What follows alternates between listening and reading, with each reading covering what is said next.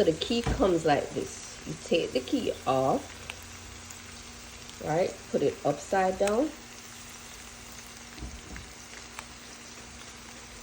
And then turn.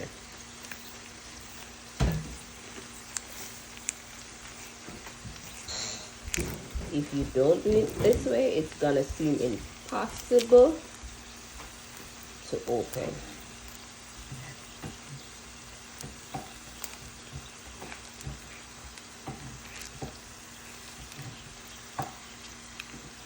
Okay.